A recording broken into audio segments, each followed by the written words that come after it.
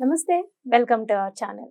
లలిత ఉపాసకులు, వాస్తు జ్యోతిష్య పండితులు, వాస్తు జ్యోతిష్య శాస్త్రంలో శిక్షణా నిపుణులు శ్రీ నానాజీ పట్నాయక్ గారు ఉన్నారు. వారితో మాట్లాడదాం. నమస్తే గురుగారు. శ్రీమాత్రే నమః.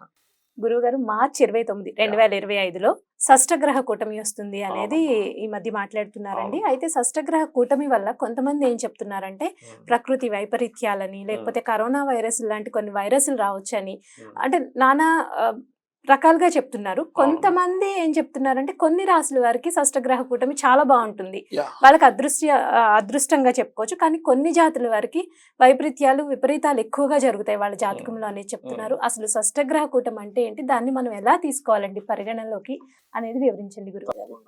ఫస్ట్ ఆఫ్ ఆల్ ఏంటంటే మనకి కరోనా వచ్చినప్పుడు కూటమి వల్ల రాలేదు, గుర్తుపెట్టుకోండి.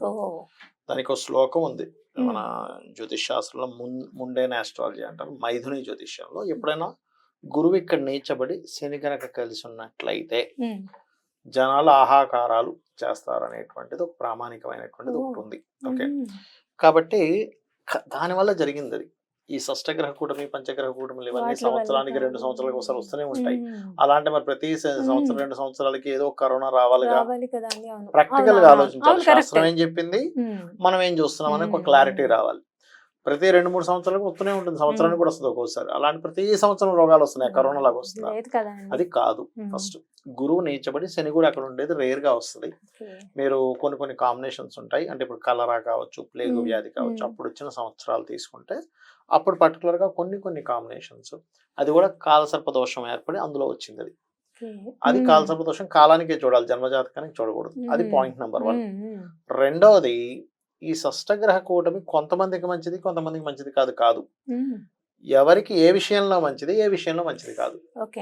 ఇది క్లారిటీ. అన్ని రాసుల వారికి కొన్ని విషయాల్లో మంచి ఉంటుంది, కొన్ని విషయాలు జాగ్రత్త ఉండాలి. ఇది 2 విషయాలు. అయితే ఈ షష్టగ్రహ కూటమి వల్లే ఏదో విపత్తులు వస్తాయంటే కాదు.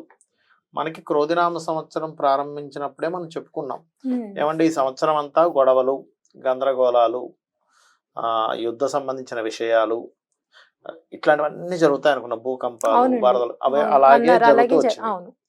ఈ 29వ తేదీకి క్రోధినామ సంవత్సరం అయిపోతుంది. విశ్వవసునామ సంవత్సరము. ఆ సంవత్సరానికి రాజు రవి అవుతాడు. క్రోధినామ సంవత్సరానికి కుజుడయ్యాడు కాబట్టి కుజుడు గొడవలకు కారకుడు కదా. అందుకని గొడవలతోనే కూల్చివేతలు, గొడవలు, గందరగోళాలు. మనం వీడియో తెలిస్తే చాలు, యూట్యూబ్ ఏదో గొడవ. ఇంతకుముందు ఎప్పుడు మనం క్రోధినామ సంవత్సరంలో చూసినంత గొడవలు ఎప్పుడు చూడలే, బికాస్ ఆఫ్ మార్స్ అధిపతి కాబట్టి.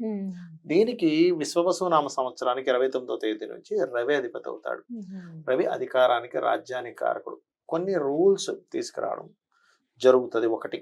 రెండవది, ఇక్కడ రవి ఉండగా కేతు ఎప్పుడైతే మారుతాడో మే తర్వాత కొన్ని గవర్నమెంట్ ఆఫీసెస్లో కొన్ని మార్పులు చేర్పులు కానీ, గవర్నమెంట్ నడిపించే వాళ్ళు రాజకీయ నాయకుల్లో మార్పులు కానీ ఆ 1.5 yearలో ఇస్తుంది. ఇది నెక్స్ట్ ఇయర్ జూన్ నుంచి ఇస్తుంది కేతు ఇక్కడికి రావడం వల్ల. ఎందుకంటే రవి ఆధిపత్యంలో ఉండేటువంటి ఆ సంవత్సరం ప్రారంభం అవడం వల్ల. మరి ఇక్కడికి శని వచ్చినందుకు ఏమిటి అంటే, ఒకటి, ఇది షష్టగ్రహ కూటమి వల్ల కాదు. షష్టగ్రహ కూటమి రాకపోయినా కూడా శని ఇక్కడికి వచ్చినందుకు, ఈ శని గురు రాశులను ఆక్యుపై చేసినందుకు కొంచెం హెల్త్ రిలేటెడ్ ఇష్యూస్ కొంత ఇస్తుంది. అంత కరోనా అంత ఏమి ఇవ్వదు కానీ కొంచెం అది చూసుకోవాలి. ఒకటి, ధర్మ సంబంధించినటువంటి విషయాల్లో కొన్ని లీగలైజ్ చేయకూడని లీగలైజ్ చేస్తారు. అరే ఇట్లాంటివి లీగలైజ్ చేస్తున్నారేంటి అనుకునేవి కూడా మనకు వస్తాయి. కొన్ని విదేశాల్లో కొన్ని లీగలైజ్ ఉంటాయి, ఇక్కడ కొన్ని లీగలైజ్ ఉండవు. కానీ అట్లాంటివి చేయడం ఏమిటి, ఇట్లాంటివి చేయడం ఏమిటి, ఇది కరెక్ట్ కాదు కదా అనిపించడం, ఇట్లాంటివి జరుగుతాయి అన్నమాట. అవి మెయిన్ గా జరుగుతూ ఉంటాయి. ఓకే, అలాగే కొన్ని అధర్మ సంబంధించినవి పెరుగుతాయి ఇక్కడ శని సంచరించేటప్పుడు. అట్లాంటివి కొన్ని ఎదుర్కోవాల్సి వస్తూ ఉంటుంది మనుషులు. అది మెయిన్ గా చూసుకోవాలి. అయితే ఇక్కడ ఏంటంటే, మరి 12 రాసుల వారికి ఎటువంటి ఫలితాలు ఉంటాయి. ఇప్పుడు మేష లగ్నం తీసుకుందాం. లగ్నమే ప్రధానంగా తీసుకుని, లగ్నం తెలియని వారు రాశి. వీరికి మంచి ఏంటి అంటే ప్రాపర్టీ యోగం ఇస్తాడు. అయితే ఈ షష్టగ్రహ కూటమి 15 రోజులు ఉండదు. ఇందులో నుంచి 2 రోజులు మాత్రమే షష్టగ్రహ కూటమి. 2 రోజుల తర్వాత చంద్రుడు మారిపోతాడు. 5 గ్రహాలు ఉంటాయి కలిసి. 15 రోజులు అంటే 2029 మార్చి నుంచి దాదాపుగా 14 మార్చి వరకు, ఏప్రిల్ వరకు ఉంటాయి అన్నమాట. 14 ఏప్రిల్ వరకు 5 గ్రహాలు కలిసి ఉంటాయి. దాని తర్వాత ఒక్కొక్కటిగా విడిపోతూ ఉంటాయి. అయితే మేషం వారికి వాళ్ళు ప్రాపర్టీ కొనుక్కోవడం కానీ, ఆభరణాలు కానీ, గృహాలు కానీ, వాహనం కానీ, పూర్వీకుల ఆస్తులు కానీ రావడం జరుగుతుంది. కాకపోతే 12 అధిక గ్రహాలు ఉన్నందుకు కాస్త ఖర్చులు, మరి ప్రాపర్టీ కొంటున్నాం అంటే ఖర్చే ఖర్చు కదా. అవుతుంది. అలాగే వృత్తి సంబంధించిన విషయంలో మార్పులు, ఫైనాన్స్ ఖర్చు, వృత్తి సంబంధించిన విషయంలో మార్పులు, బట్ ప్రాపర్టీ లాభం ఉంటుంది. వృషభం వారికి ఏమిటి చూసుకున్నట్లయితే కొత్త అగ్రిమెంట్స్, వివాహ సంబంధాలు కుదరడము జరుగుతుంది ఈ షష్టగ్రహ కూటం వల్ల. వ్యాపార లాభాలు కూడా వస్తాయి. కాకపోతే వీరికి ఏంటంటే పెద్ద మొత్తంలో ఏదైనా మనీ ఇచ్చేటప్పుడు వీళ్ళు ప్రాపర్టీస్ కొనేటప్పుడు జాగ్రత్తగా ఉండాలి. వృషభం వారు తొందరపడి కొనకూడదు ఈ షష్టగ్రహ కూటమి 14 days కూడా. మరి మిథునం వారికి ఏమిటి? మిథునం వారికి ఏంటంటే ఫైనాన్షియల్ గ్రోత్ ఉంటుంది బ్రహ్మాండంగా, రుణాలు లభిస్తాయి. రుణం ఎప్పటి నుంచో నేను లోన్ ట్రై చేస్తున్నా, రుణాలు లభిస్తాయి. వృత్తిపరంగా మంచి యోగం, అంటే ఎప్పటి నుంచో ప్రమోషన్స్ రావట్లేదు, నాకు ఉద్యోగం దొరకట్లేదు అనుకునేటువంటి వారికి ఉద్యోగం దొరుకుతుంది.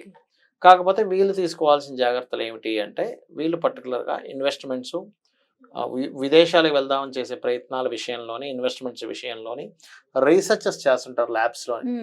అటువంటి విషయాల్లో లేకపోతే ఏదైనా కొన్ని సీక్రెట్ పనులు చేయడం వల్ల అనవసరంగా ఇబ్బంది వస్తుంది. ఆ సీక్రెట్ వర్క్స్ ఏమి చేయకూడదు మిథునం వారు. కర్కాటకం వారికి ఏమిటంటే గుర్తింపు రావడం జరుగుతూ ఉంటుంది, సంతాన యోగం ఉంటుంది, దూర ప్రాంతాలకు వెళ్ళి హైయర్ ఎడ్యుకేషన్ చేద్దాం అనుకునేటువంటి వారికి బాగుంటుంది.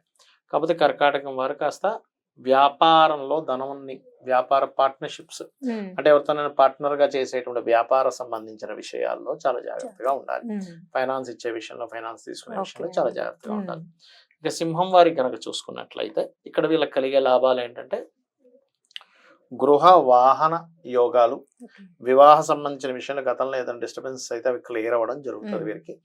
రెండవది సింహం వారికి వృత్తి పరంగా ఖచ్చితంగా మార్పులు ఉంటాయి, చేసేటువంటి జాబ్స్ లో మార్పులు అనేవి జరుగుతాయి.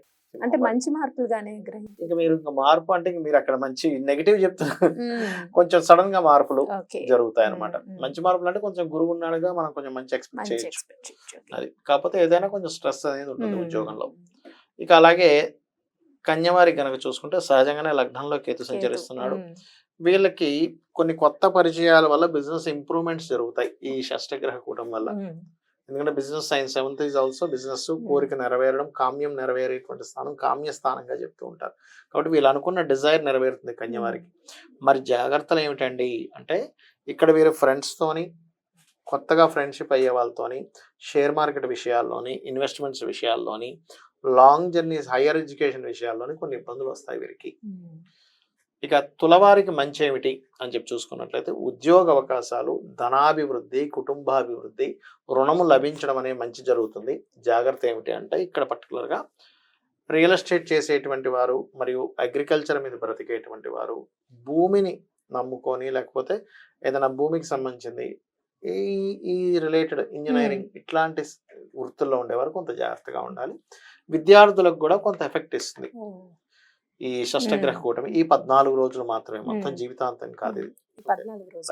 ఇక వృశ్చికం వారికి గనక చూసుకున్నట్లయితే పర్టికులర్ గా వీళ్ళకి పేరు ప్రఖ్యాతలు రావడము, అదేవిధంగా కాస్త గురువులు, తండ్రుల యొక్క ఇది అనుగ్రహం కలగడము, సంతాన అభివృద్ధి కలగడము, కొత్త పరిచయాల వల్ల కొత్త సబ్జెక్ట్స్ నేర్చుకోవడము, దేవతానుగ్రహము, ఇట్లాంటివన్నీ కూడా జరుగుతాయి వృశ్చికం వారికి. ఇక వీరు తీసుకోవాల్సిన జాగ్రత్త ఏమిటి వృశ్చికం వారు అంటే ఉద్యోగ ప్రయత్నాలు చేసేటప్పుడు లేదా సిబ్లింగ్స్ లేనట్లయితే చేసే ఉద్యోగంలో ఒక మిస్కమ్యూనికేషన్స్ వల్ల ఉద్యోగాన్ని వీళ్ళు వదిలేయడం జరుగుతుంది. ఈ విషయంలో జాగ్రత్తగా ఉండాలి. ధనస్సు వారికి ఏమిటి అంటే ఇక్కడ మంచి మనం ముందుగా చెప్పుకుంటున్నాం కాబట్టి పూర్వీకులది లేదా తండ్రి గారి ఆస్తికి సంబంధించినవి అసెట్స్ ఏవైతే ఉంటాయో అవి చేజారిపోయి అనుకున్న వెనక్కి రావడము, లేకపోతే ఎప్పటి నుంచో ఒక ప్రాపర్టీ కొనుక్కుందాం అనుకునేటువంటి వరకు ప్రాపర్టీ యోగం కలగడము, విదేశాల్లో ఉంటే అక్కడ ఏదైనా పిఆర్ లాంటివి ఏదైనా ప్రయత్నం చేస్తే అవి సక్సెస్ అవ్వడం జరుగుతుంది. కాకపోతే కొంత ఫైనాన్స్ రిలేటెడ్ సంబంధించిన విషయంలో ఎవరికైనా అప్పు ఇవ్వడం తీసుకునే విషయంలో చాలా జాగ్రత్తగా ఉండాలి. రుణాలు ఇవ్వడము, తీసుకోవడం, బ్యాంక్ ట్రాన్సాక్షన్స్ చేసేటప్పుడు తండ్రి గారి ఆరోగ్య విషయంలో కూడా కొంత జాగ్రత్తగా ఉండాలి ధనస్సు వారు. ఇక మకరం వారి పరిస్థితి ఏమిటి? మకరం వారికి ఏది మంచి జరగనుందంటే వివాహ ప్రయత్నాలు సక్సెస్ అవుతాయి, వ్యాపార అభివృద్ధి జరుగుతుంది, కొత్త ప్రయత్నాలు కొత్తగా ఏమైనా చేసి ధైర్యంగా చేసి సక్సెస్ పొందుతారు వీళ్ళు.